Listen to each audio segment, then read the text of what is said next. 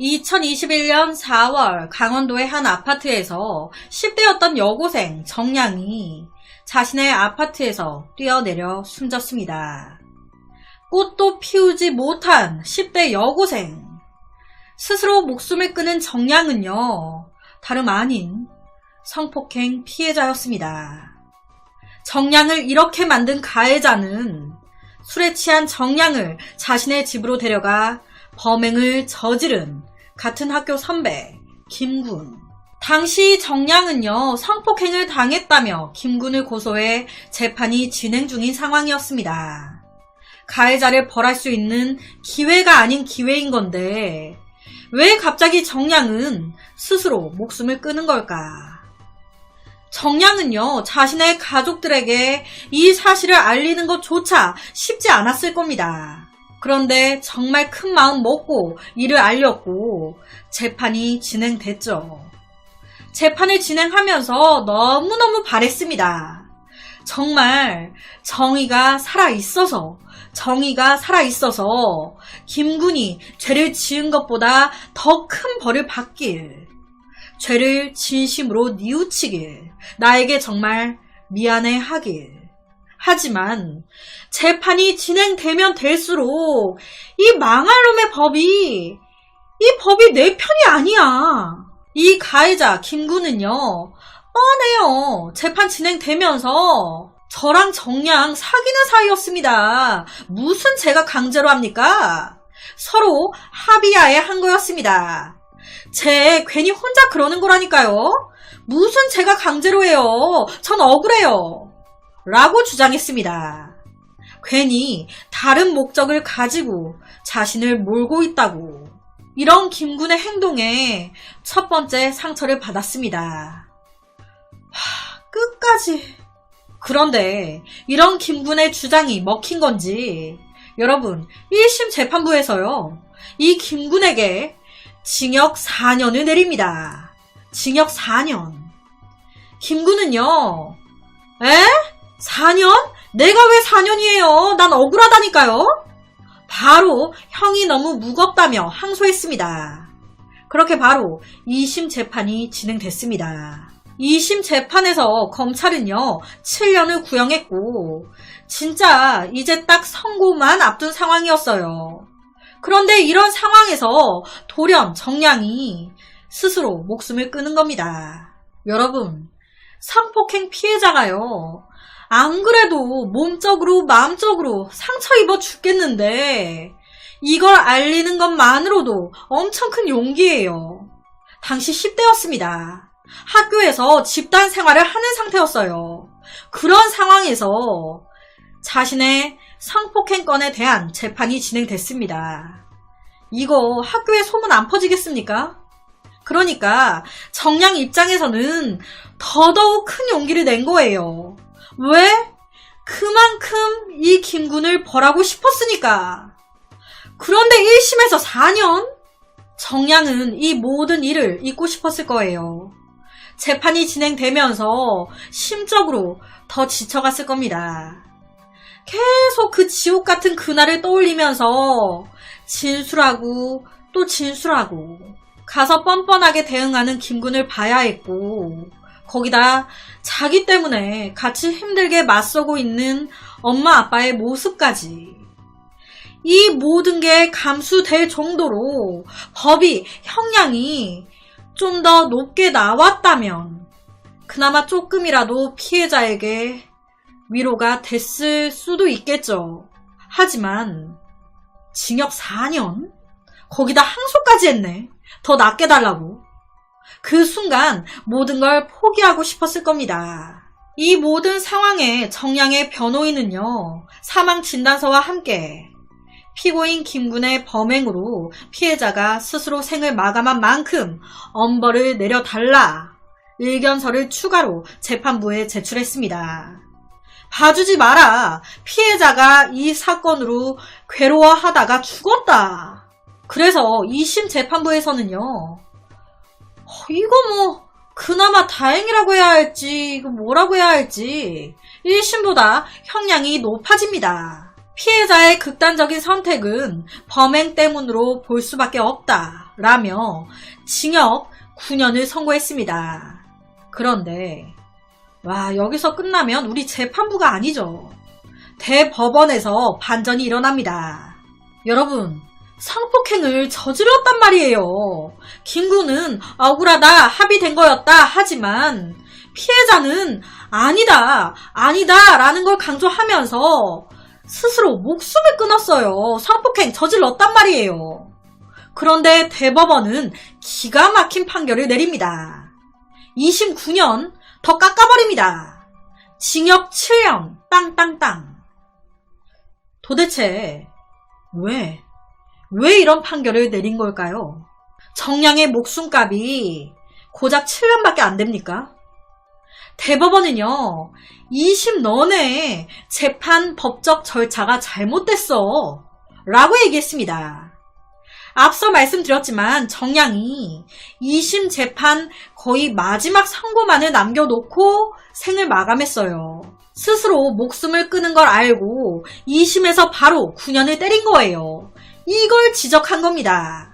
야, 2심아, 피해자가 죽은 걸 확인했으면 정량이 진짜 이 사건 때문에 죽은 건지 아닌지 정확하게 더 확인했어야 했고, 이제 피해자가 사망한 후에 피고인 김군을 한 번이라도 불러서 이런 상황을 알고 있냐, 정량이 사망한 건에 대해서 할 얘기는 없냐, 정량이 목숨을 끊은 것과 이 사건 연관이 있는 것 같냐, 무슨 생각이냐 등등 얘기할 기회를 줬어야지. 김군한테도 이 상황에 대해 방어할 방어권을 줬어야지. 그런데 2심 너 정량 죽은 거 안 후에 뭐 김군 불러서 방어권 이런 거 전혀 안 주고 그냥 징역 때렸더라. 이거예요. 이걸 걸고 넘어진 겁니다. 재판 과정에서 발생한 피해자 정량 사망과 성폭행과의 관련성에 대해 추가 심리나 피고인의 방어권 보장이 없었다면서 그래서 징역 7년에 원심 파기환송을 시켰습니다. 이게 말이 됩니까? 피해자가 스스로 목숨을 끊었어요. 이 상황에 대한 김군의 생각, 김군의 방어. 당연히 김군의 변호인은요, 정량 사망한 건 이 사건과 관련이 없어요 라고 주장하죠. 그런 변론할 기회 이걸 안 줘서 법적 절차 위반으로 파기환송. 이후에 다시 열린 재판 파기환송심에서는 무슨 자기들끼리 합의한 것 마냥 1심에서 4년 나왔죠. 2심에서 9년 나왔죠. 마지막은 그 가운데인 7년이 나온 겁니다. 피해자가 억울함과 고통에 스스로 목숨을 끊었는데도 7년. 이 김군 하나 때문에 이 정량의 가족들은요, 소중한 딸을 잃었고 엄마와 아버지는 평생 딸을 가슴에 묻고 살아야 하는 그런 상황이 돼버렸습니다. 김군 하나 때문에 정량의 가족은 완전 파탄이 나버렸어요. 그런데 그 죄값이 고작 7년. 정량은 그 강원도의 작은 지역에서 소문나는 것까지 감수하면서 자신의 이런 상황을 알렸고 재판을 진행했어요. 그런 피해자한테 돌아온 게 7년. 그 방어권이 뭐라고요? 성폭행을 저지른 건 맞는 건데 변함이 없는데 피해자가 죽음으로 억울함을 호소해도 이것밖에 안 된다는 게 너무 마음이 아프고, 법이 정말 재판부가 피해자들보다는 가해자 편이라는 생각이 안 들래야 안 들 수가 없는 것 같습니다. 김군 입장에서는 그나마 다행이다 했겠죠. 7년 해봤자 20대 중반이나 30 전에는 나올 테니까. 정량의 시간은 10대에서 멈춰졌는데 말이죠. 이 억울함을 어떻게 풀어야 하는 겁니까? 피해자가 왜 끝까지 피해자로만 남아야 하는 건지, 이런 사건은 정말 되풀이 되지 않았으면 좋겠는데. 그래서 오늘은 너무 안타까운 강원도에서 벌어진 한 사건을 가지고 왔습니다. 2011년 바깥 기온이 영하 10도로 강추위가 몰아친 제주도의 겨울날, 남편과 아들 그리고 며느리와 함께 살고 있었던 78세 시어머니 이여인은 평생 사고만 치는 사고뭉치 남편 때문에 한겨울에도 열이 펄펄 끓어오를 정도로 화병을 앓고 있었는데요. 하루도 속 편할 날이 없었기에 이여인은 남편과 각방을 쓰면서 추운 날에도 창문을 열어놓고 불면증에 늘 수면제를 먹고서야 잠이 들곤 했습니다. 그러던 어느 날 이여인은 이상한 꿈을 하나 꾸게 됩니다. 꿈속에서 눈부시게 하얀 치아가 날 향해 인정사정 없이 날아드는 그런 악몽을 꾼 거예요. 이 희한한 악몽을 꾸고 난 후 거울 속을 들여다본 이여인은 깜짝 놀라고 말았습니다. 이 무슨 황당한 일인 건지 이여인의 볼에 선명하게 붉은 이자국이 생긴 거예요. 이게 무슨... 날이 밝자마자 놀란 이여인은 가족들과 함께 병원으로 달려갔습니다. 이게 도대체 뭐예요? 자고 일어났더니 이런 게 생겼는데 이거 흉지는 거 아니에요? 누군가 이로 깨문 것 같은데. 아무래도 맺힌 게 많은 모양이에요. 흉이 날 정도면, 이 정도면 정말 세게 깨무른 건데. 놀랍게도 이여인 볼에 난 상처는 분명 누군가의 이자국. 대체 누가 이여인을 깨문 걸까요? 여기서 선뜻 이해가 안 되죠. 얼굴에 흉이 남을 정도로 누군가 내 얼굴을 세게 깨물었는데 아무것도 모르고 계속 잠을 잤다? 아파서 일어날 법도 한데 이거 주작 아니야? 이게 가능해? 사실 시어머니 이여인은 평소 수면제를 먹고 자는 습관이 있었습니다. 그래서 누군가에게 얼굴을 물렸음에도 잠에 취해 깨어나지 못했고 아침에 일어나서야 얼굴에 난 상처를 보고 놀란 거예요. 그런데 여기서 더 놀라운 건 이것이 이 희한한 일의 시작이었다는 겁니다. 이튿날 아침 식사를 하기 위해 이여인이 딱 나왔는데 이번에는 얼굴은 그대로인데 턱 쪽에 또 이자국이.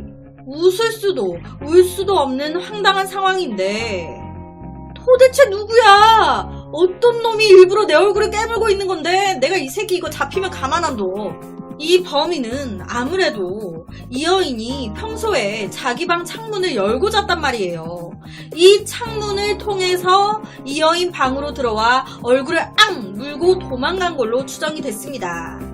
이에 이번에는 꺼진 불도 다시 보듯 창문을 다 닫고 누군가 침입할 만한 곳들을 신중하게 문단속했습니다. 개미 새끼 하나 못 들어오게 현관문부터 다들 각방 문까지 문단속 잘해. 모든 방문에 문단속을 한 후에야 안심이 된 이여인은 또다시 수면제를 먹고 억지로 잠을 청했는데요. 그런데 다음날 뭐야? 또 물린 자국이 있는 거예요. 이번에는 목덜미. 분명히 내가 문을 다 잠궜는데 밖에서 안으로 들어올 수가 없는데 그런데 내가 또 물렸네. 이 말은 집 안에 있는 누군가가 내 얼굴을 물었다는 거잖아요. 정말 가족들 중에 범인이 있는 걸까요? 스물스물 피어오르는 가족에 대한 의심이 마침내 화라산처럼 타오르자 폭발하고만 이여인은 가족들을 모두 집 밖으로 내보냅니다. 싹 다 나가! 문을 다 잠갔는데도 내가 물렸다는 건 우리 중에 범인이 있다는 거잖아. 범인 잡을 때까지 다 나가서 살아. 잠만 들면 의문의 적에게 얼굴을 물리는 이여인은 범인이 가족 중에 있다고 판단하고 가족을 모두 집 밖으로 내쫓았습니다. 경찰에 범인까지 잡아달라고 신고까지 한 이여인은 밤에 자는 척을 하면서 스스로 범인 잡기에 나섰는데요. 이게 범인을 잡으려면 내가 잠을 안 자야 되는 거잖아요. 그런데 이게 쉽냐고요. 수면제를 안 먹고 원래 불면증이 있었으니까 일주일을 꼬박 샌 거예요. 그런데 몸이 버틸 수가 없죠. 나이가 70대이신데. 결국 버티고 버티다 2012년 2월 25일 저녁 졸음을 못 이기고 깜빡 이여인이 잠이 든 겁니다. 그리고 그때 귀신같이 집으로 누군가 들어옵니다. 아니나 다를까 범인이 노린 건 그녀의 새하얀 얼굴, 이 여인의 눈두덩이를 앙! 이때는요, 이 여인이 수면제를 안 먹고 잠이 든 거였어요. 그러니까 순간 물린 이 고통에 깬 거예요. 잠에서 깬 이 여인은 마치 복수라도 하듯 범인의 팔을 붙잡고 있는 힘을 다해서 범인 팔을 앙 물었습니다. 이에 놀란 범인은 바람처럼 밖으로 달아났는데요. 날이 밝자마자 이 여인은 가족들이 머물고 있다는 인근 모텔로 달려갔습니다. 너 딱 걸렸어. 내가 어제 범인 팔을 확 물어버렸거든. 범인이라면 팔에 상처가 있을 거야. 팔에 상처가 있는 놈이 범인이다. 그렇게 모텔로 가서 남편 팔을 딱 확인했는데 와, 남편 팔에 이에 물린 자국이 있는 거예요. 와, 역시 망할 놈의 남편. 네가 내 얼굴을 이때까지 문 거지? 그런데 이 남편은 억울하다는 겁니다. 아니야, 나 정말 아니야. 혹시나 싶어 아들의 팔을 딱 보니까 어라, 아들 팔에도 이에 물린 자국이. 며느리도 이에 물린 자국이 있는 거예요. 대체 누가 가족들을 모두 깨물은 걸까요? 이 사건에 대해서 경찰도 기가 찬 거예요. 와, 이거 봐도 신기하네. 어떻게 사람 얼굴을 이렇게 물어뜯어나? 경찰은 사건 발생 몇 달 후인 2012년 6월 15일 이 여인 얼굴에 물린 상처가 있었잖아요. 이걸 토대로 치열 조사에 들어간 거예요. 치열이라는 게 사람의 지문하고 똑같아서 분석 결과가 나오면 바로 범인을 알 수가 있단 말이죠. 얼마 안 가 이 사건의 범인 경찰이 밝혀냈습니다. 이 사건의 범인은 다름 아닌 이 여인의 며느리였습니다. 며느리가 시어머니 얼굴을 물어뜯은 거예요. 그렇다면 며느리는 왜 이런 짓을 한 걸까요? 이 사건은 사건 발생 한 달 전으로 올라갑니다. 이 시어머니 이 여인의 아들이자 며느리의 남편인 강 씨가 벌금이 나온 거예요. 벌금액은 약 200만원. 어우, 거금이야. 200만원 없는데.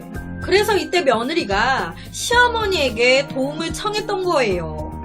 어머니, 그이가 벌금 200만원이 나왔어요. 좀 도와주시면 안 될까요? 그랬더니 이 시어머니 이 여인이 어머, 어떡하니? 내가 요즘 돈이 하나도 없는데. 며느리의 애끄는 청을 거절한 겁니다. 이에 며느리가 열받았던 거예요. 하지만 이 여인이 며느리의 청을 거절한 이유가 있었어요. 이런 이유로 돈을 가져간 것도 한두 번이 아니었고 거짓말을 하다 걸린 것도 있었고 아들놈의 벌금도 한두 번이 아니었고 이래저래. 그래서 안 도와줬던 거예요. 내가 한 번 속지 두 번 속을 줄 알아? 이런 상황이니 시어머니 입장에서는 며느리가 마냥 이뻐 보이진 않았겠죠. 얘야, 빨래 좀 해라. 얘야, 화장실 청소 좀 해놔. 시어머니 이 여인은 며느리를 마치 노예 부리듯이 밤낮 없이 일을 시켰고 이에 억한 심정을 품은 며느리가 범행을 결심하게 됐던 겁니다. 가족들이 의심을 받고 집에서 쫓겨났을 때도 며느리는 담벼락을 넘어서 집에 침입한 후에 시어머니 이 여인의 얼굴을 앙 물었는데요. 이때 얼마나 세게 물었는지 눈두덩이에 멍까지 들 정도였습니다. 며느리는 시어머니에게 범행을 들킬 위기에 놓이자 이를 은폐하기 위해 잠든 시아버지와 남편의 팔까지 깨물고 자신도 피해자인 척 연기까지 했습니다. 수차례에 걸쳐 시어머니의 얼굴을 깨물어 온 황당한 며느리. 며느리는 이게 다 어머니 때문이에요. 어머니가 얄밉게만 안 했어도 제가 이렇게까진 안 했을 거라고요. 라고 말을 했다는데요. 결국 반성조차 않던 이 며느리는 6개월 징역형에 처해졌다고 합니다. 참 제주도에서 벌어진 기가 막힌 사건이죠. 며느리가 시어머니 얼굴을 수차례 물어뜯어버린. 그래서 오늘은 제주도에서 벌어진 기가 막힌 한 사건을 가지고 왔습니다. 1997년 6월 충북 제천에 살고 있었던 68세 김씨 할아버지는 우연히 열차에서 43살이었던 박종수를 알게 됐습니다. 싹싹하니 자기를 아버지처럼 잘 따르고 잘 챙겨주니까 그만큼 이 김씨 할아버지도 오래 알고 지낸 사이는 아니었지만 박종수를 좋아했습니다. 그러던 6월 29일 박종수가 김씨 할아버지가 살고 있는 마을을 찾아옵니다. 아버지, 날도 좋은데 우리 요 앞에서 막걸리나 한잔해요. 그러니까 이 김씨 할아버지가 좋지 하면서 둘이 술 한잔을 하게 된 거예요. 그리고 이때 박종수는 이런 얘기를 합니다. 아버지, 제가 다른 게 아니라 제가 잘 아는 형님이 제천에서 큰 사슴 농장을 하는데 나무 떼는 일 그거 그만하시고 그 사슴 농장에서 그 사슴들 밥 주는 거 그거 한번 해보시는 게 어때요? 그러니까 이때 김씨 할아버지가 아유 무슨 돈 벌라고 하는 건가? 늙은 것이 빈둥거린다고 할까봐 그렇지. 돈이야 뭐 통장에 많은데 뭐. 그러니까 사슴 밥 주는 거 그거 뭐 힘도 안 들고 거기다 한 월 60만원 정도 준다고 하니까 그냥 앉아서 돈 버는 거 아니겠어요? 그러니까 이때 이 김씨 할아버지가 약간 솔깃하긴 했는데 진짜 돈이 아쉬운 분은 아니었거든요. 그렇다 보니 글쎄 생각을 좀 해봐야 될 것 같은데 이렇게 나온 겁니다. 그러니까 이때 박종수는 아유 정 안 땡기시면 구경이나 한번 해보자니까요. 그 말 나온 김에 바로 내일 한번 같이 사슴농장 갔다 와요. 네? 박종수가 김씨 할아버지에게 일자리를 소개해준 건데요. 그런데 그놈의 사슴농장 박종수가 진짜 선의의 마음으로 일자리를 소개해준 거였을까요? 아니요. 꿍꿍이는 따로 있었습니다. 그게 무엇이냐? 앞서도 그랬지만 김씨 할아버지는 종종 아유 나는 돈 안 아쉬워. 내 통장에 돈 많아. 라면서 돈 자랑을 가끔 하곤 했습니다. 이게 딱 귀에 꽂혔던 거예요. 아, 당신 통장에 돈이 많아? 잘됐다. 그거 내가 다 쌤 쳐야겠다. 늙은 노인네라 내가 힘으로 좀 제압하면 어떻게 될 것 같은데. 처음에는 집에서 통장 비밀번호 알아내고 범행을 할까 했어요. 그런데 집에서 하기에는 이웃들도 있고 괜히 할아버지가 소리 빽 질렀다가 누군가 듣거나 하면 어떡해요. 그러니까 집은 포기. 아, 외딴 곳으로 유인해야 될 것 같은데. 그렇게 생각한 게 제천시 천남동의 한 정신요양원 앞 빈집이었습니다. 여기 사람이 거의 안 다니거든. 범행하기 딱 좋아. 거기로 유인하기 위해 사슴농장을 들먹거린 거예요. 아무것도 몰랐던 김씨 할아버지는 그저 박종수가 좋은 남자인 줄 알고 바로 다음날 1997년 6월 30일 충북 제천의 외딴 곳으로 따라 나서게 됩니다. 농장에 간다고 해서 같이 나왔는데 애가 이상한 데로 가. 온통 풀밖에 없는데 여기에 무슨 농장이 있다는 거야? 다 쓰러져가는 폐가 흉가 같은 거 하나밖에 없구만. 그 순간 박종수는 갑자기 돌변하기 시작합니다. 야, 좋은 말로 할 때 지금 가지고 있는 돈 다 내놔 하면서 김씨 할아버지 뺨을 막 때리고 위협하기 시작한 거예요. 김씨 할아버지는 좋게만 봤던 박종수가 돌변하니까 너무 놀랬겠죠. 뭐야 지금 왜 이래? 뭐긴 뭐야. 뒤지기 싫으면 지금 가지고 있는 돈 다 내놓으라고. 하지만 이 김씨 할아버지도 보통 분이 아니셨어요. 미쳤냐? 내가 너한테 돈을 주게? 너 애초부터 목적이 이거였구나. 하늘이 무섭지도 않냐? 이 새파랗게 젊은 놈이 늙은이한테 지금 뭐 하는 거야? 그러면서 강하게 저항을 하기 시작한 겁니다. 박종수 입장에서는 생각 외로 이 영감탱이가 세게 나오네. 내 생각대로 잘 안 되네? 싶으니까 더 강하게 폭력을 쓰기 시작합니다.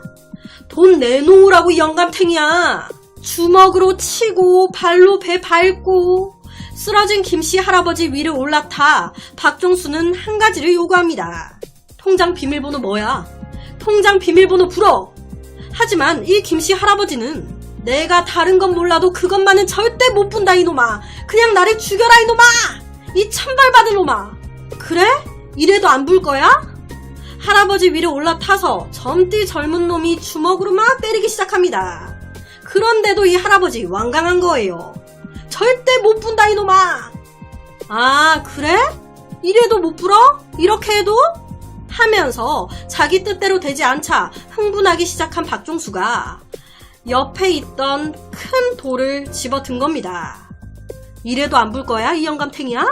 그대로 김씨 할아버지 머리를 수차례 큰 돌로 내려 찢기 시작한 겁니다.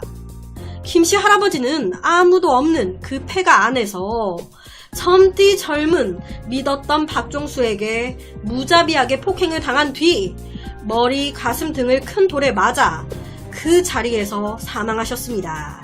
죽은 걸 확인한 박종수는 그 자리에서 김씨 할아버지의 몸을 뒤져 현금 6만 원을 빼서 들고 도망갔습니다. 현금 6만 원. 와, 여기까지도 정말 천벌 받을 짓을 한 거잖아요. 현금 6만 원에 사람을 죽여? 하늘이 무섭지도 않나. 하지만 이 박종수의 악행은 여기서 그치지 않았습니다. 김씨 할아버지를 잔혹하게 때려 죽이고 바로 다음 날인 1997년 7월 1일 자기가 생각해도 6만원 너무 적거든. 6만원 벌자고 내가 이런 짓을 한 게 아니거든. 너무 아깝거든. 그래서 바로 혼자 살고 있었던 김씨 할아버지 집을 간 겁니다. 자기가 죽인 할아버지 집을. 그렇게 새벽에 가서 김씨 할아버지 집을 뒤져가지고 안방에 있었던 현금과 수표 약 51만원어치를 다시 훔쳐 나옵니다. 그리고 피해자인 김씨 할아버지의 시신은 5일이 지난 7월 5일 발견됐는데요. 수사에 착수한 경찰은 김씨 할아버지의 이웃들이나 주변 사람들을 탐문 수사한 결과 사건의 그날 김씨 할아버지에게 일자리를 알아봐 주겠다며 함께 나갔다는 43살 박종수를 용의자로 보고 추적하기 시작했습니다. 박종수는요 이미 사기 등 전과 7범으로 이 사건 당시 이미 수배 중인 남자였습니다. 사기로 수배 중인 상태에서 이번에는 살인까지 저지른 거예요. 키는 165에 체격은 다부지고 이미 얼굴까지 다 까발려져서 수배까지 내려져 있었다 보니 얼굴을 가리기 위해 안경을 쓰고 다녔습니다. 또한 자기 본명을 못 쓰니까 양호섭이라는 가명을 쓰고 다녔는데요. 양호섭이라는 가명을 쓰면서 사창가를 그렇게 드나들어. 이걸 삶의 낙으로 삼고 사는 남자였습니다. 다행히도 경찰은 미친듯이 박종수를 쫓기 시작했고 도주 11개월째인 1998년 5월 29일 박종수는 체포가 됐습니다. 강도 살인 혐의로 구속까지 됐어요. 그런데 이후에 징역이 어떻게 나왔는지 처벌에 대한 기사는 따로 없더라고요. 이미 사기 전과가 있는 사람이고 수배까지 내려져 있던 사람이 죄를 반성하기는커녕 다른 범행을 또 계획하고 실행하다 이번에는 사람을 죽였습니다. 징역형이 약하게 나왔으면 안 되는데 감옥이나 이런 거는 아무런 소용이 없었던 거 아닌가? 이런 생각도 들어요. 경찰, 감옥이라는 게 아무런 소용이 없네. 오히려 더 범행 강도가 세진 것 같은데.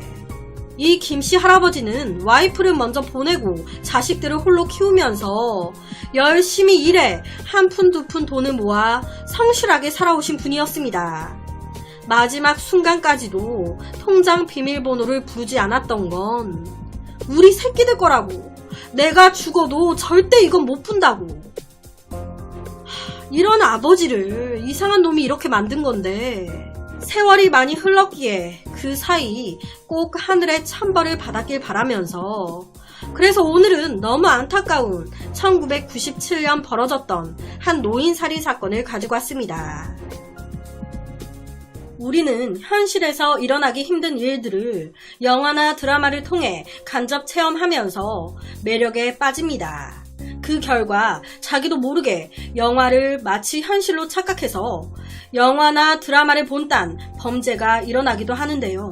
강도 및 성추행범 24살 임씨 사건 역시 그릇된 영화 광의 극단적인 결말을 보여준 사건이었습니다.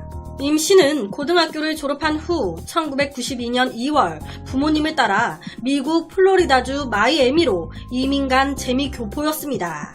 그런데 평소 말이 없고 내성적이었던 임 씨. 미국 생활이 쉽지가 않았던 거예요. 끝내 타국 생활에 제대로 적응하지 못했고 현실로부터 도피하기 위해 1993년 9월 부모님 몰래 혼자 한국 서울로 들어와 버립니다. 아무런 대책도 없이 그냥 혼자 들어온 거예요. 어째저째 한국으로 왔어요. 이제 뭐 할 거야? 어디서 지낼 거예요? 막막한 겁니다. 제일 먼저 임 씨가 찾아간 사람은 친구였습니다. 친구야, 나 네 집에서 좀 같이 지내면 안 되냐? 그런데 그 친구도 사정이라는 게 있잖아요. 갑자기 와가지고 같이 살자 하니 망설여지는 거예요. 나 여자친구도 집에 왔다 갔다 하는데 한 3, 4일은 몰라도 계속 같이 지내는 건 좀 힘들 것 같아. 미안하다 야. 와, 지낼 곳도 없네. 그렇게 마땅히 머물 곳 없이 방황하던 임 씨는 매일 밤 서울 서대문구의 여관방과 비디오방을 전전하며 생활을 하게 됩니다. 어두컴컴한 좁은 그 비디오방에서 하루 이틀 지내며 더욱더 외롭고 심란했겠죠. 와, 미국에서도 한국에서도 나 하나 머물 곳이 없구나. 여러분, 비디오방에서 뭘 하겠습니까? 비디오 보는 거예요. 임 씨는 현실 도피 수단으로 영화에 심취하기 시작했습니다. 아무런 목적의식 없이 방황하는 영화 주인공들과 자신을 동일시하기 시작한 거예요. 영화 속 주인공이 마치 나 같아. 여러모로 영화 속 상황들이 공감이 되기 시작하니 자연스럽게 범죄 영화에 더욱더 깊이 빠져들기 시작했고 점차 현실이 영화인지 영화가 현실인지 현실이 뭔지 영화가 뭔지 현실 감각을 잃어가기 시작한 겁니다. 그런데요 여러분, 비디오방이 공짜가 아니잖아요. 미국에서 다짜고짜 한국으로 와가지고 일도 안하고 돈만 써대는데 이 돈이 바닥 안 나겠습니까? 돈이 뚝 떨어졌네. 아이씨 어떡하지? 이런 와중에 문득 내가 봤던 영화의 한 장면이 생각나는 거예요. 그 영화 속의 주인공이 나처럼 돈 떨어져서 방황하다가 은행으로 들어가서 강도짓 하던데. 그래, 나도 영화의 한 페이지를 만들어보자. 그래서 품에 칼을 딱 숨기고 은행으로 들어간 거예요. 그런데 이게 쉽습니까? 다짜고짜 은행으로 가서 칼을 들이민다는 게 거기 안에 사람이 몇 명인데 두근두근 절대 쉽지 않죠. 머문만 거리다가 실패하고 그냥 나온 겁니다. 돈도 다 떨어지고 진짜 어떡하지? 집에 혼날까봐 전화도 못하겠고. 그렇게 고민하다 전화한 곳은 이모였습니다. 한국에서 고깃집을 하고 있는 이모한테 돈 좀 빌려달라 하려고 전화를 딱 한 거예요. 그런데 임씨야, 너 지금 어디야? 서울 온 거 맞아? 니네 엄마한테 말도 안 하고 아무 대책도 없이 서울로 오면 어떡해? 너 나이가 몇인데 아직까지 정신도 못 차리고 그러니? 너 조금이라도 더 공부시켜보겠다고 이국 땅에서 고생하는 아빠 엄마 생각을 해야지. 너 언제까지 이렇게 아빠 엄마 속 썩일래? 이 상황에서 돈 빌려달라라는 말은커녕 그냥 전화를 뚝 끊고 싶었겠죠. 잔소리 듣기 싫어. 뚝. 돈은 떨어졌고 도움 청할 곳도 없고. 이제 어쩌지? 고민하던 임씨는 영화에서 본 강도 장면을 모방한 범죄를 실행에 옮기기로 합니다. 임씨는 그래, 오늘부터 시작이다. 누군가 나의 이야기를 영화로 만들 수 있도록 멋있게 해치운다. 후회나 죄의식 따윈 없다. 브래드 피트도 그랬으니까. 임씨는 바로 다음날 지하철 화장실로 향합니다. 영화 델마와 루이스의 주인공 브래드 피트가 그랬던 것처럼 화장실로 가 소변을 보고 있던 남성을 흉기로 위협, 돈을 뺏어요. 지독한 영화 광이었던 임씨는 자기가 범죄 영화의 주인공 같다는 착각에 빠지면서 꺼리낌 없이 범죄를 저지르며 다녔고 자신의 범죄 행각이 누군가에 의해 영화화 될 거라는 망상을 하기에 이르렀습니다. 임 씨는 밤에는 비디오방에서 날이 새도록 영화를 보고 낮에는 영화에서 본 대로 매일 새로운 범행 장소를 물색하는 등 상습적인 강도 행각을 벌이기 시작했습니다. 영화에서 빠져서는 안 될 인물이 주인공의 여자친구라는 걸 잊었다. 내일은 내 영화에 어울릴 만한 여자를 찾아봐야겠다. 이제 난 프로다. 모든 일은 망설임 없이 1분 안에 해치운다. 그래서 다음날 대낮에 카페를 가요. 왜? 내 여자친구 구하려고. 카페에 딱 가서 혼자 앉아있는 여자를 타겟으로 범행을 하는 거예요. 저기 여자가 혼자 앉아있네. 내 영화의 여주인공은 너야. 죽고 싶지 않으면 조용히 지갑 내놔. 칼을 들이밀면서 또 지갑을 요구하는 겁니다. 임 씨는 특히 여자들이 많이 찾는 카페나 옷가게 등을 대상으로 사전에 범행 장소를 물색한 뒤 손님으로 가장해서 침입, 강도 행각을 벌였습니다. 매일매일 의식주를 강도짓으로 해결을 한 거예요. 거기다 자기가 거의 비디오방에서 살았잖아요. 비디오방 돌아가는 시스템이 보이거든. 아, 비디오방에 저녁에도 여자 혼자 있고 뭐 TV나 이런 거에 문제가 있다고 부르면 여자 혼자? 나 혼자 있는 이 좁은 공간으로 들어오네. 범행하기에 딱 좋네. 그래서 비디오방도 전전하면서 여성들을 타겟으로 또 범행을 합니다. 비디오방에서는 강간까지 해요. 당연히 무슨 개망나니 마냥 범죄를 저지르고 다니는데 경찰에 신고가 안 들어가는 게 이상하죠. 수사에 들어간 경찰은 피해자들을 1명, 2명 만나기 시작하는데 피해자가 많은데 이 피해자들이 얘기하는 범인의 인상착의가 다 동일한 거예요. 아, 이 새끼 이거 한 명이 계속적으로 범행을 하고 다니는 거네. 이에 경찰은 인근 우범자들을 상대로 탐문 수사를 시작했습니다. 하지만 단서가 될 만한 증거가 부족해 수사는 계속 그 자리였어요. 이때쯤 임 씨는 자신이 만든 영화의 마지막 장면을 생각하고 있었습니다. 영화 델마와 루이스처럼 세상을 돌아다니며 캘리포니아의 주인공처럼 범죄 행각을 벌이다 그랑블루의 마지막 장면처럼 바다에 빠져 죽어야지. 범죄 영화에 빠져 현실 감각을 잃어버린 임 씨. 영화처럼 크게 한 건 하고 자살할 생각을 한 겁니다. 그렇게 임 씨가 찾아간 곳은 여주인 혼자 있는 옷가게였습니다. 흉기를 들고 들어가서 또 죽이네, 살리네, 돈 내놔라 위협하는데 웬걸 돈 다 뺏고 도망가려고 하는데 그때 그 옷가게 여주인의 남편이 딱 들어온 겁니다. 남자 대 남자로 대치 상황이 된 거예요.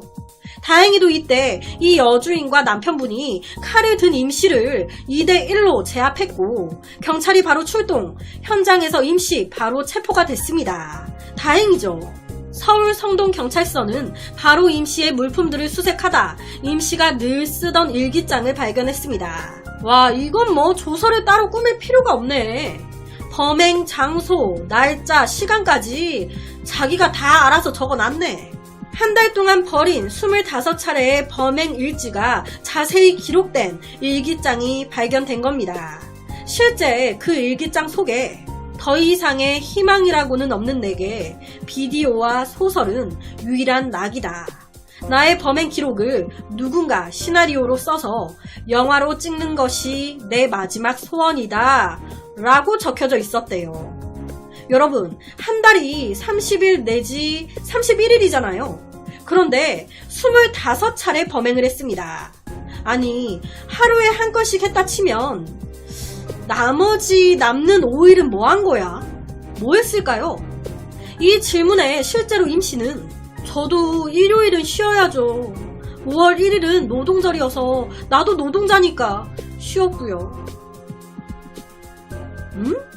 그렇게 1995년 4월 2일 특수절도죄로 구속된 임 씨는 1996년 1월 26일 만기 출소를 했다고 하는데요. 참, 그래서 오늘은 영화 델마와 루이스처럼 세상을 돌아다니며 캘리포니아의 주인공처럼 범죄 행각을 벌이다 그랑블루의 마지막 장면처럼 멋지게 바다에 빠져 죽고 싶었지만 멋이긴커녕 너무 초라했던 한 범죄자에 대한 사건을 가지고 왔습니다. 인천 미추홀구 주안동에 살고 있었던 당시 21살 김씨는 전직 국가대표 권투 선수였습니다. 그는 중학교 1학년 때 대한복싱협회에 정식 선수로 등록한 후에 2018년 12월까지 약 6년 동안 선수로 활동한 남자였어요. 그러다 2016년에는 청소년 국가대표로 선발돼 훈련에 참가하기도 했었습니다. 하지만 이 이후에는 별다른 직업 없이 그냥 지냈어요. 그의 55세였던 아버지는 알코올 중독자였습니다. 거기다 뇌병변 장애가 있었어요. 정상적인 가정은 아니었습니다. 엄마와 아버지 2020년 9월 서로 합의 이혼하셨거든요. 김 씨는 어머니가 집을 나가자 돌봄이 필요한 아버지를 방 안에 가둔 채 생활했습니다. 외출할 때는 문고리에 숟가락을 끼워 방 밖으로 아버지가 나오지 못하도록 완전 감금을 시켜놓곤 했어요. 이뿐만이 아닌 아들 김 씨는 하루 종일 갇혀있는 아버지한테 컵라면이나 햄버거 등 간편 음식만 제공하고 제대로 씻기지도 않았습니다. 병원은 데려갔을까? 당연히 데려가지 않았죠. 이뿐만이 아닌 그는 아버지를 폭행하기까지 했습니다. 폐륜 행위도 서슴지 않았던 거예요. 그러던 2021년 1월 3일 오후 9시쯤 김 씨는 술에 취해 집에 들어왔습니다. 그리곤 아버지의 얼굴을 보자마자 뭔가 말로 표현 못할 엄청난 분노에 휩싸였어요. 이 김 씨는요, 늘 아버지에 대한 불만이 많았습니다. 앞서 말씀드렸지만 알코올 의존증, 알코올 중독자였어요. 이를 견디지 못한 어머니까지 집을 나가셨죠. 그런 아버지가 너무 밉고 싫었을 거예요. 그렇다 보니 늘 속에 있던 그런 분노와 불만이 터진 거예요. 전문가는요, 아무래도 부메랑 효과라고 해서 이 아버지, 그놈의 술, 이 아버지가 젊었을 때, 그리고 아들 김씨가 어렸을 때 아버지가 아들 김씨를 때리거나 한 건 아니었을까 라고 조심스럽게 추정했습니다. 그러다 보니 아버지의 폭력 밑에서 자랐던 이 아들 김씨에게는 아버지를 향한 엄청난 분노와 가정을 지키지 않았던 아버지에게 화가 많이 누적돼 있었을 거라 추정이 됩니다. 그렇게 세월이 흘러가다 어느 순간 아버지가 늙고 아들이 힘이 강해졌을 때 반대로 부메랑 효과, 자신이 젊었을 때 했던 그 짓들을 돌려받은 게 아닌가. 그래도 살인은 정당화가 안 되지만 이 아버지와 아들 사이에 이런 일들이 있지 않았을까 추정이 되는 거예요. 추정. 아들 김 씨는 그날 아버지의 얼굴과 온몸을 주먹과 발로 때리고 짓밟기 시작했습니다. 아버지를 향한 아들의 폭행은 무려 다음 날까지 이어졌어요. 전직 권투 선수였습니다. 이런 아들의 몇 시간 동안 이어진 무차별 폭행. 아버지는 그 자리에서 사망하셨습니다. 아버지가 사망한 걸 확인한 김 씨는 바로 경찰에 전화를 했습니다. 아버지가 죽은 것 같아요. 경찰이 출동했을 때 아버지는 베란다에 숨져 있었습니다. 경찰은 당연히 물었어요. 아버지 어떻게 되신 거냐고. 이에 아들 김 씨는 모르겠어요. 아버지가 왜 이러신 건지. 아무래도 넘어지신 것 같아요. 라고 말을 했습니다. 자기가 때려놓고 사고사로 위장한 거예요. 하지만 몇 시간 동안 무차별적으로 때렸잖아요. 그 참혹한 흔적이 아버지의 몸에 안 남았을 리가 없죠. 넘어졌다고 하기에는 아버지 시신 곳곳에 멍자국이, 이건 넘어져서 생긴 게 아닌 것 같은데, 아버지의 얼굴 상태도 넘어져서 생긴 멍들이 아닌데, 이상함을 느낀 경찰은 바로 시신을 국가수에 부검 의뢰하게 됩니다. 부검 결과 아버지의 갈비뼈와 가슴뼈 다 부러져 있었고요. 여러 장기까지 파열된 상태였습니다. 시신을 확인한 법의학자 3명은 폭행으로 인한 사망으로 추정되며 멍은 아버지가 숨지기 전날 밤에 생긴 것으로 보인다 라고 공통 의견을 냈습니다. 즉 아버지는 맞아 돌아가셨다. 그럼 누가 때렸을까? 사망 전날 함께 있던 사람은 아들뿐이고 이 아들 아버지의 사망에 대해 거짓말을 했죠. 왜 거짓말을 했을까? 캥기는 게 있으니까 했겠지. 경찰은 아들 김씨가 지병을 앓고 있었던 아버지를 방에 가둔 채 장기간 폭행을 해오다가 사건 당일 마구 때려 숨지게 한 것으로 판단, 바로 아들 김씨를 구속했습니다. 경찰이 CCTV를 확인한 결과 아버지는 살해당하기 직전 15일 이상 집 밖에 나온 적이 없었습니다. 그러니까 살해당하기 전 15일 동안 집 안에만, 그 방 안에만 갇혀 있었던 거예요. 거기다 사건 발생 5개월 전에는 자택 작은 방 창문 배관을 통해서 밖으로 나가려다가 2층에서 1층으로 떨어져가지고 다리를 다친 적까지 있었습니다. 이런 증거들 앞에 결국 아들 김씨는 존속살해 혐의로 재판에 넘겨졌습니다. 김씨는 재판 과정에서까지 난 아버지를 폭행하거나 죽이지 않았습니다. 억울해요. 라고 끝까지 혐의를 부인했습니다. 심지어 국민재판까지 요구했어요. 너무 억울하다면서. 그렇게 국민재판이 시작됐습니다. 배심원의 판단은 어땠을까? 배심원 9명 전원 이 아들 김씨의 주장 인정할 수 없다. 유죄로 판단했습니다. 당신이 아버지를 죽인 거 맞잖아. 그리고 이 9명 중에 4명은 김씨에게 징역 10년에서 16년을, 나머지 5명은 징역 7년을 선고해야 한다고 얘기했어요. 그렇게 재판부는 직계 존속을 살해하는 것은 우리 사회에서 용납할 수 없는 반사회적, 반인륜적 범죄이다.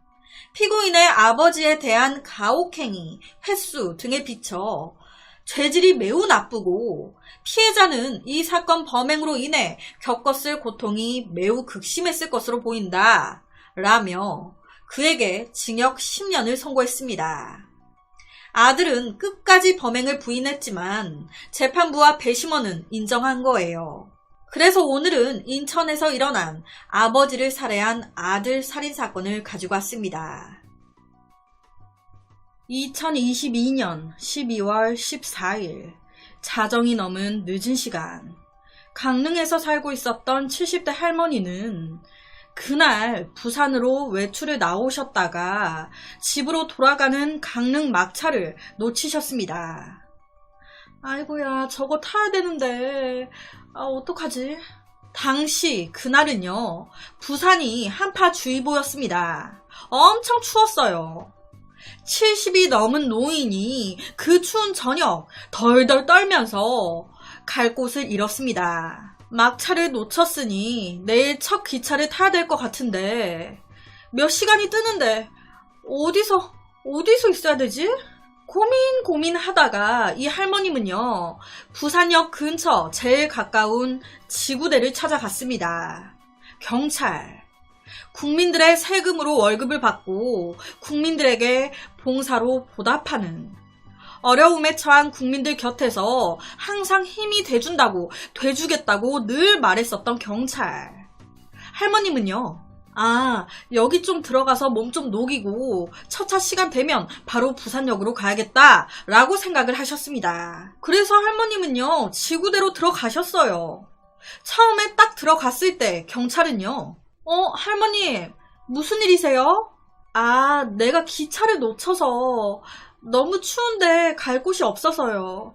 잠깐 몸만 녹이고 내가 조용히 있다가 갈게요. 이렇게 간단한 대화를 나눈 뒤에 할머님은요, 지구대 한쪽에 가만히 앉아 계셨습니다. 그 후에 한 40분 정도 지났을까요? 갑자기 기가 막힌 상황이 벌어집니다. 지금 그 영상을 보여드릴게요. 40분 동안 서로 아무 말도 없이 가만히 앉아 있었는데 갑자기 한 경찰이 다가오더니 할머님의 멱살을 아니, 정확하게 하면 할머니의 어깨 부분 옷을 쥐어잡고 끌어내버립니다. 도대체 무슨 생각으로 이런 행동을 한 걸까요? 자기 어머니 뻘 사람을 이런 식으로 대한 거예요. 다른 사람도 아닌 경찰이. 가만히 앉아있는 할머니를 멱살 잡듯이 잡아 끌고 내보낸 것도 모자라서 경찰은 할머니가 못 들어오게끔 문을 잠가버립니다. 지금 이게 뭡니까? 갑자기 왜 이러는 걸까요? 40분 동안 아무 말도 없다가 갑자기 왜? 자기들끼리 무슨 말이 오갔었길래 갑자기 이런 말도 안 되는 행동을 한 걸까? 할머님은요, 너무너무 기가 차니까 다른 사람도 아니고 경찰이 나한테, 이 늙은 노인한테 이따위로 행동해도 되는 거야? 정말 우라가 치미셨겠죠. 날도 추운데 경찰이 이렇게 내쫓아버리면 할머니는 어디로 가라고. 우선 급한 대로 할머니는 지나가는 차를 얻어 타고 3km 정도 떨어진 다른 지구대 경찰서로 이동하셨습니다. 거기는 어땠을까요? 거기도 똑같이 추위에 죽든지 말든지 나가요. 여기가 여관입니까? 끌고 나갔을까요? 아니요. 거기는 전혀 달랐습니다.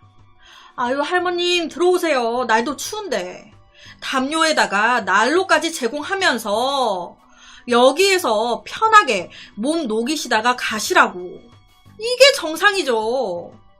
그래서 그 경찰서에서 할머님이 새벽까지 머무시다가 강릉 첫 차를 타고 귀가하셨다고 합니다. 이게 지금 무슨 일입니까? 아니, 그러면 도대체 이 문제의 지구대, 이 사람들은 왜 갑자기 할머니를 이딴 식으로 쫓아낸 걸까요? 왜? 할머니가 진상을 부렸나? 할머니가 욕을 했나? 아니면 할머니가 경찰서에 와가지고 물건을 팔았나? 이 지구대 측은요, 할머니가 업무 방해를 했다라고 주장했습니다.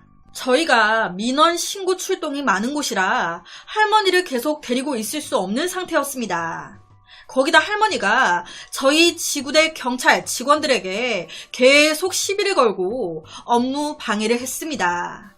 그래서 저희도 어쩔 수 없이 쫓아낼 수밖에 없었습니다. 라고 말했는데 정말? 진짜 이 말이 맞을까요? 당시 지구대 안에 CCTV 있었어요. 그런데 음성은 녹화가 되지 않고 이제 행동들만 녹화가 됐는데 이 CCTV 속의 할머니는요, 내내 의자에 앉아 계셨습니다. 딱 한 번 자리에서 일어나셨어요. 언제? 물 먹으려고 할 때. 페트병에 물 담으려고 정수기 쪽으로 가시는 이 모습이 유일하게 일어나신 거였습니다. 행동으로만 봤을 때는 이게 업무 방해라고? 무슨 이상한 소리야 싶어요. 하지만 음성은 녹화가 안 돼 있기 때문에 CCTV 속에 할머니와 경찰들이 뭐라고 얘기도 나누는데 뭐라고 대화를 하는지는 알 수가 없습니다. 그렇다면 경찰들 말대로 할머니가 가만히 앉아서 이때 막 욕을 했던 걸까요? 시비 걸고? 도대체 할머니가 어떤 시비를 어떻게 걸었다는 걸까요? 이런 지구대의 변명을 들은 할머니는요, 더 기가 차셨습니다. 무슨 내가 업무방해를 했다는 거예요? 나는 그날 내가 노숙자도 아닌데 좀 친절하게 대해줄 수 없냐고 그 얘기를 한 것밖에 없습니다.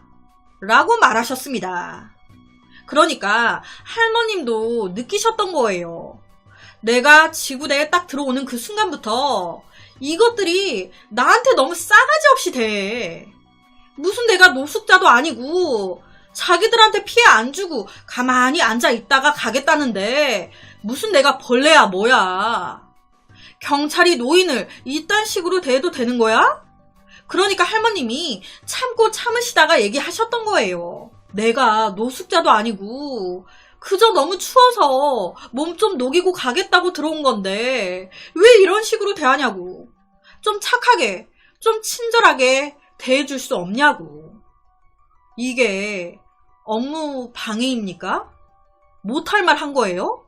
지구대 측은 할머님이 다른 경찰들에게 시비를 걸면서 업무 방해를 했다 주장하고, 할머님은 무슨 소리냐, 애초부터 나에게 친절하게 대하지 않은 건 그쪽이었다 라고 주장합니다.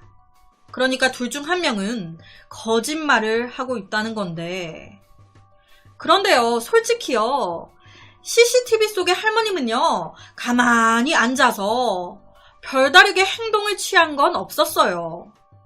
행동은 증거가 버젓이 찍혀 있으니까, 별 행동이 없으니까 자기들 말 따나 업무 방해를 했다면 말일 겁니다. 말. 그 말이 자기들에게 거슬렸다고, 짜증난다고, 나 듣기 짜증나게 말한다고, 이렇게 노인을 어깨 옷자락을 멱살 잡듯이 잡아 끌고 못 들어오게 문까지 걸어 잠가도 되는 겁니까? 그 한파에 위험에 처한 국민들을 도와주는 게 경찰 아닙니까? 그 국민이 너무 추워서 도와달라고 왔는데 내쫓아버려요? 말 짜증나게 했다고? 70이 넘은 그 노인을? 할머니가 시비를 건 건 맞는 걸까요?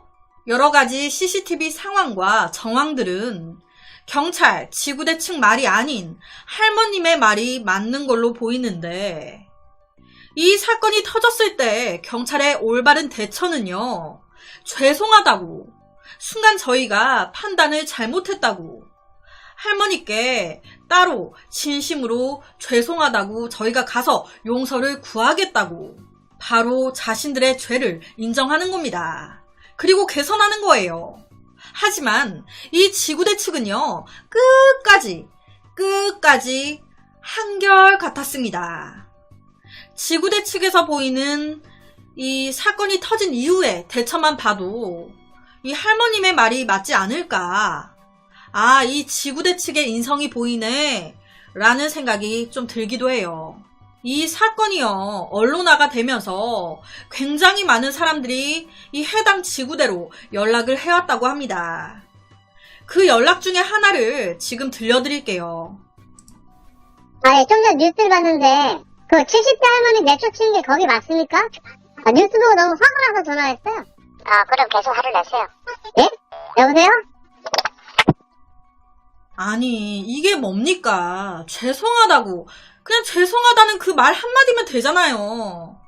개선하겠다고, 할머님께도 따로 용서를 구하겠다고 하면 끝나는 거를 끝까지 이렇게 나오는 거예요, 경찰이. 이런 지구대 경찰이 사건 당시 할머니가 시비를 걸어서 내쫓았다라고 주장합니다.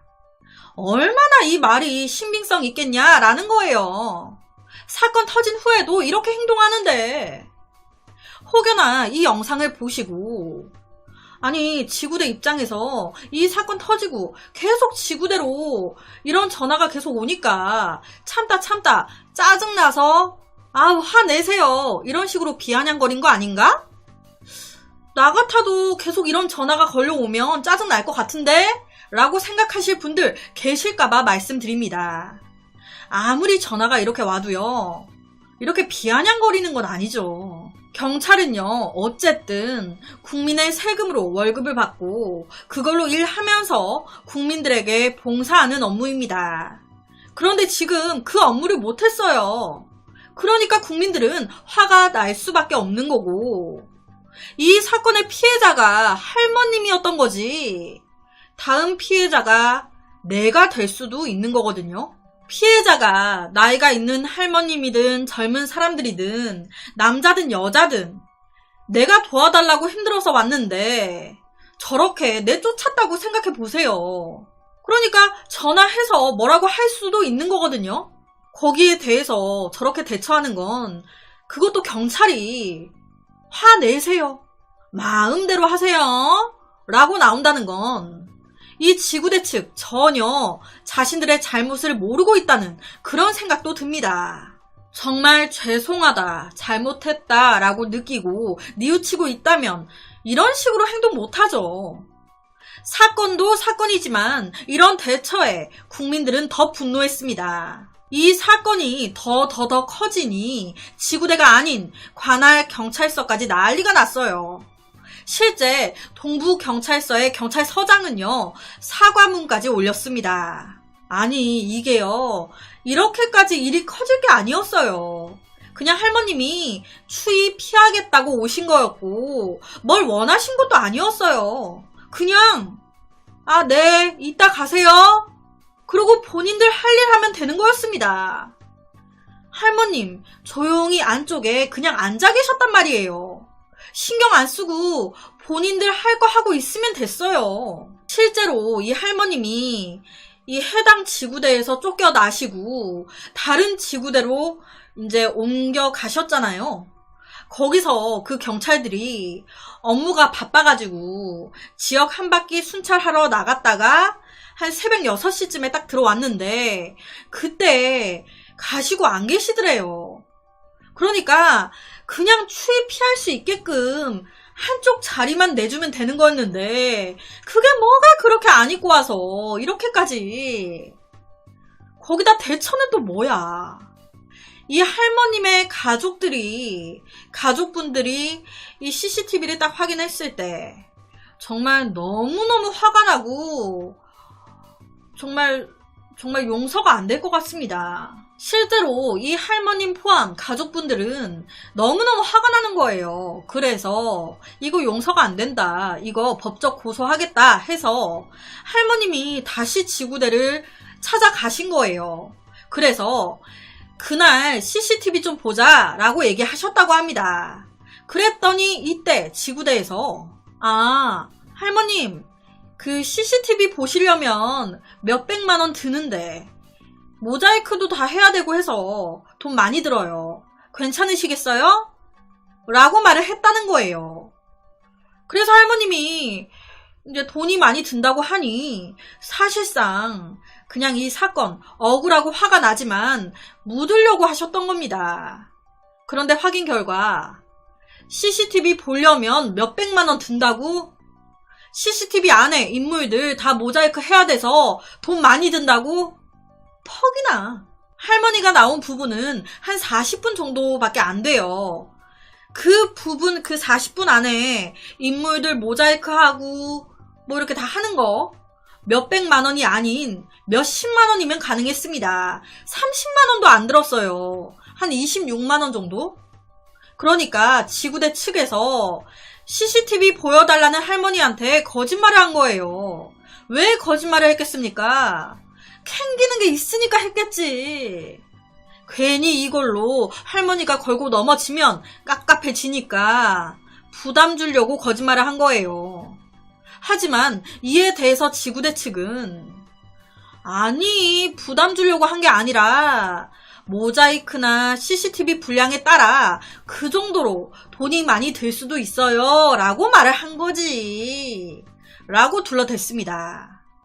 와, 정말 할 말이 없죠. 당연히 할머님 이 지구대 상대로 고소하셨고요.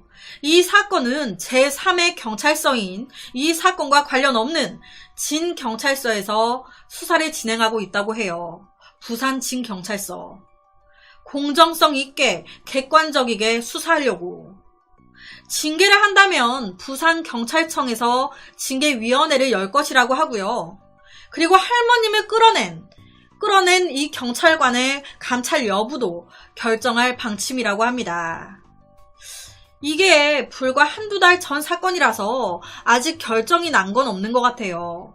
하지만 모든 국민들이 정말 분노를 하고 있는 사건입니다. 젊은 사람이든 노인이든 남자든 여자든 그런 걸 다 떠나서 경찰이 국민을 이렇게 대한다는 건 말도 안 되죠. 직업의 책임감과 무게가 있는 건데 여기서 꼭 짚고 넘어가야 될 건 이 경찰분들이 다 이러진 않으시다는 거예요.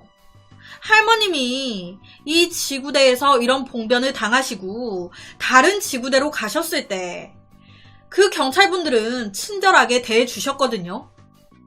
이런 경찰 놈들보다 명예를 가지고 책임감을 가지고 양심적이게 최선을 다하시는 경찰분들이 훨씬 더 많으십니다. 몇몇 이런 경찰들 때문에 이런 좋으신 분들까지 싸그리 이미지 훼손이 된다는 게 마음이 조금 안 좋을 뿐이에요. 그래서 오늘은 부산 지구대에서 벌어진 기가 막힌 한 사건을 가지고 왔습니다.